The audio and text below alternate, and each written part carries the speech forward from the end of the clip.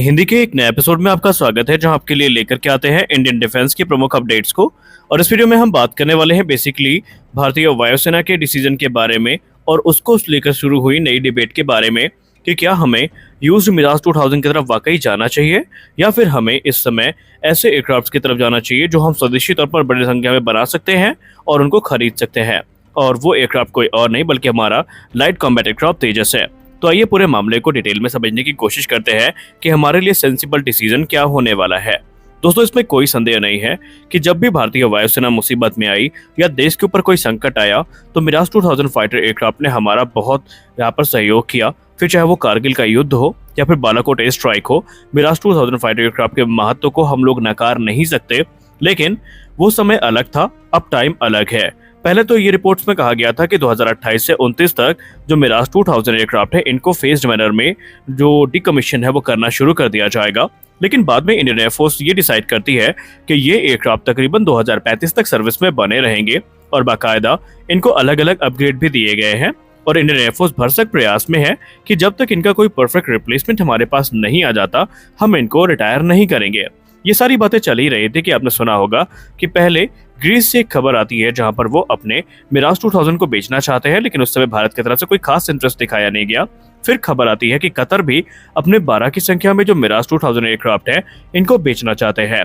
अब कतर के जो मिराज 2000 है ये -5 वेरिएंट है, यानी कि ये अपग्रेडेड मिराज 2000 है जो कि कतर के द्वारा इस्तेमाल किए जाते रहे हैं और भारत इसीलिए इनको लेकर के काफी अट्रैक्टिव है। लेकिन एक चीज आपको काफी ज्यादा यहाँ पर परेशान कर सकती है, वो ये है कि मिराज 2000 की डील ही क्यों, हम राफेल की तरफ भी तो जा सकते हैं। देखिए, राफेल एक अलग डील हो गई, मिराज की केस में एक अलग बात हो गई। आपको पता होना चाहिए कि मिराज 2000 के प्रोडक्शन को फ्रांस में बंद कर दिया गया है और ऐसे में अगर भारतीय वायुसेना इन एयरक्राफ्ट को लंबे समय तक ऑपरेशनल बनाए रखना चाहती है तो उन्हें स्पेयर्स की जो दिक्कतें हैं उनको दूर करना होगा।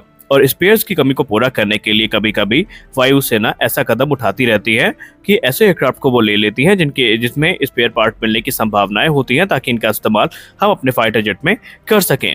लेकिन कतर के केस में ये जो अभी मिराज 2000 ऑफर किए गए हैं इनमें 10 से 12 साल की सर्विस लाइफ बाकी है और ये एयरक्राफ्ट अपग्रेडेड है।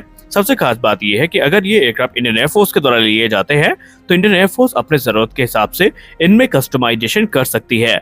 लेकिन आखिरकार ये सब किस कीमत पे हमको मिलने वाला है? एक बार को अगर हम मान लेते ये एयरक्राफ्ट हमें रीजनेबल प्राइस में मिलते तो इनको लेना एक सेंस बनाता था। लेकिन अगर मीडिया रिपोर्ट सही है और जो प्राइस कोट की गई है वो सही है तो उस हिसाब से एक एयरक्राफ्ट की जो कीमत है वो बेसिकली 66.25 मिलियन डॉलर्स की है। वहीं अगर आप लाइट कॉम्बैट एयरक्राफ्ट तेजस की बात करें तो तेजस मार्क 1A की जो यूनिट कॉस्ट आने वाली है वो आने वाली है 43 मिलियन डॉलर्स की। और टेक्नोलॉजी वाइज हमारा लाइट कॉम्बैट एयरक्राफ्ट तेजस कहीं भी मिराज 2000 से कम नहीं है। मिराज 2000 बेशक एक काफी कैपेबल फाइटर एयरक्राफ्ट है और कतर के द्वारा ऑफर किए जाने वाले एयरक्राफ्ट के साथ साथ एडिशनल इंजन भी हैं, स्पेयर पार्ट्स भी हैं और भी दूसरी चीजें हैं जिनमें मीका मिसाइल शामिल है। ये सारी चीजें भी भारत को ऑफर करी जाएंगी। लेकिन फिर भी अगर हम वैल्यू फॉर मनी एयरक्राफ्ट की बात करें तो यहाँ पे स्टोरी एकदम अलग हो जाती है, क्योंकि ओवर प्राइस जो मिराज 2000 इनकी तुलना में तेजस मार्क 1 हमारे लिए ज्यादा अफोर्डेबल है, क्योंकि तेजस मार्क 1A भारत में बनाए जाते हैं और ये एक इकोनॉमिकल ऑप्शन भारतीय वायुसेना के लिए बन सकते हैं। इसके अलावा जो मिराज 2000 हम कतर से लेंगे उनमें सिर्फ 10 से 12 साल की सर्विस लाइफ हमें देखने को मिलेगी। वहीं हमारे पास जो लाइट कॉम्बैट एयरक्राफ्ट तेजस है इसमें अगर हम एक ब्रांड न्यू फाइटर एयरक्राफ्ट लेते हैं तो कम से कम 40 साल का जो एयरफ्रेम लाइफ स्पैन है वो हमें देखने को मिलने वाला है। और लॉन्ग टर्म सर्विस और ड्यूरेबिलिटी के केस में भी तेजस मिराज 2000 से ज्यादा सेंस बनाता है। सबसे खास बात एक और चीज जो आपको पता होना चाहिए कि जो मिराज 2000 कतर के द्वारा ऑफर किए गए हैं इनको इंडियन कंडीशन के हिसाब से ढालने के लिए ऐसा रिपोर्ट्स में कहा जा रहा है कि हमें इनमें कस्टमाइजेशन करनी पड़ेगी, जिसका मतलब ये है कि इसमें और भी ज्यादा पैसे हमें खर्च करने पड़ सकते हैं। वहीं लाइट कॉम्बैट एयरक्राफ्ट तेजस की बात करें तो लॉन्ग रन में ये हमारे लिए एक बेहतरीन ऑप्शन बन सकता है।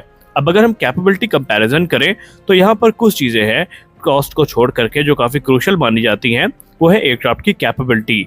मिराज 2000-5 की बात करें तो ये एक कॉम्बैट प्रूवन एयरक्राफ्ट है जो कि अपने एक्सेप्शनल स्पीड और मनूवरेबिलिटी के लिए जाना जाता है। इसकी जो मैक्सिमम स्पीड है ये मैक 2.2 की है और ये किसी भी एरियल थ्रेट को काउंटर करने के लिए काफी जल्दी रिस्पॉन्ड करने की स्थिति में आ जाता है।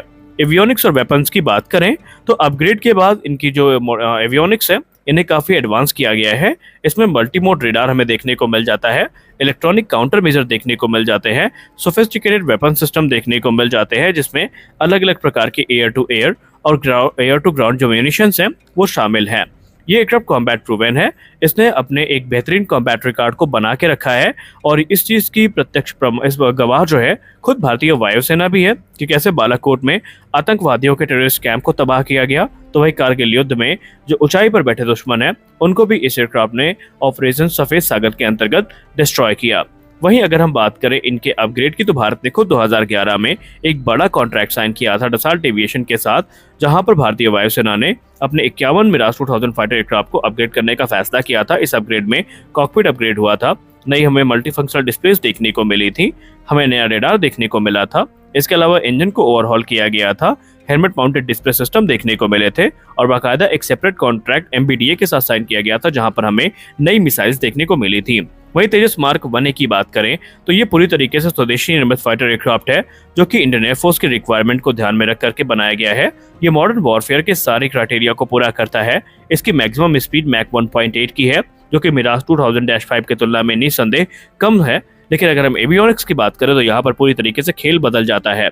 लाइट कॉम्बैट एयरक्राफ्ट तेजस मार्क 1A में state of the art avionics का इस्तेमाल किया गया है।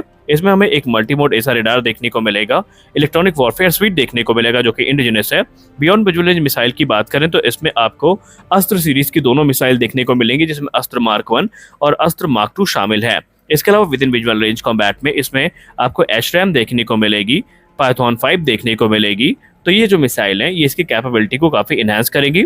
हालांकि इनिशियली ये एयरक्राफ्ट इल्टा ELM 2052 एसा रडार से इक्विप होकर के आएगा जो कि इसकी टारगेटिंग और ट्रैकिंग कैपेबिलिटी को इनहांस करेगा।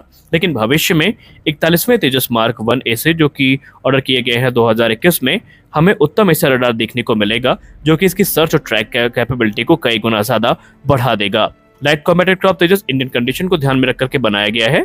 ये मल्टी रोल एयरक्राफ्ट है जो एयर सुपीरियरिटी को भी स्टैब्लिश कर सकता है, ग्राउंड अटैक रोल को भी पूरा कर सकता है, रिकॉनेसेंस मिशन में भी इस्तेमाल किया जा सकता है।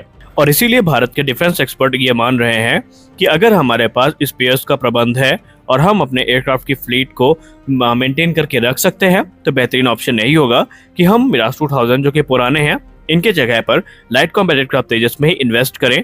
इससे हमारी स्वदेशी डिफेंस इंडस्ट्री मजबूत होगी और बड़े नंबर में हमारे पास ये जो एयरक्राफ्ट है ये उपलब्ध होंगे। और बड़े नंबर्स का मतलब ये है कि हिंदुस्तान एरोनॉटिक्स लिमिटेड के ऊपर भी दबाव बनेगा कि वो इनके प्रोडक्शन को बढ़ाएं, जो कि इस समय 28 एयरक्राफ्ट प्रति वर्ष का टारगेट लेकर के चल रही हैं। तो ये सारी चीजें अगर हो जाती है तो फिर भारत के लिए बेहतरीन होगा। आपको क्या लगता है, भारत को मिराज की तरफ जाना चाहिए या फिर तेजस पर ध्यान केंद्रित करना चाहिए? अपनी राय कमेंट सेक्शन में जरूर दीजिए। मिलते हैं अगले वीडियो में, तब तक के लिए जय हिंद।